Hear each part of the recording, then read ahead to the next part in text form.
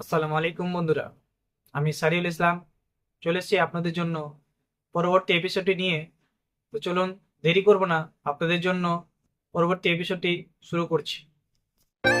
1 মাস পর রাফি আর আয়েশার সম্পর্ক এখন প্রায় সবার জানা, কিন্তু আয়েশা হঠাৎ করে দূরে সরে যেতে শুরু করে।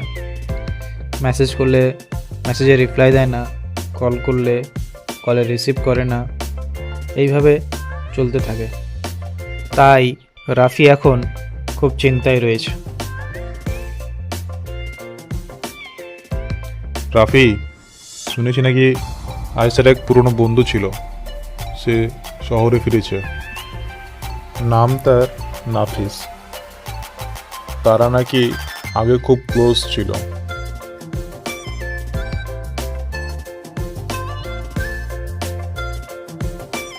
রাফির মনে সন্দেহর ছায়া নামে।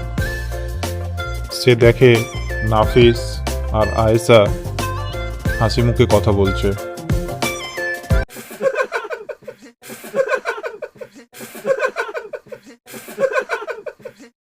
রাফি, দেখ, ওরা দুজন খুব হেসে হেসে কথা বলছে। তাহলে কি আমি ভুল ছিলাম? ও কি এখন নাফিসকে ভালোবাসে? রাফি,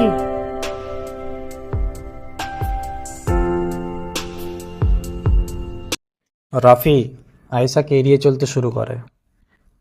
আয়েশা বুঝতে পারে কিছু একটা সমস্যা হয়েছে।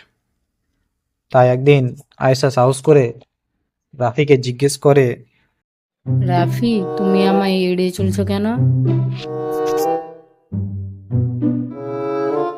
তুমি আর নাফিস তো ভালোই আছো মনে হয়। আমি তো তোমার জীবনে ভুল করে চলে এসেছিলাম। তুমি একবারও জিজ্ঞাসা করতে পারলে না? নাপিস আমার ভাইয়ের মতো। সে আমার বাবার বন্ধুর ছেলে। তুমি বিশ্বাসই করো না আমাকে। আমি আমি ভয় পেয়ে গেছিলাম যদি তোমাকে হারিয়ে ফেলি। ভালোবাসা মানে শুধু অনুভব না, বিশ্বাসও লাগে রাফি। তারা দুজনেই দুজনের ভুল বুঝতে পারে। তাই তারা আবার আগের জায়গায় ফিরে আসে এবং আরো গভীর ভালোবাসার সাথে।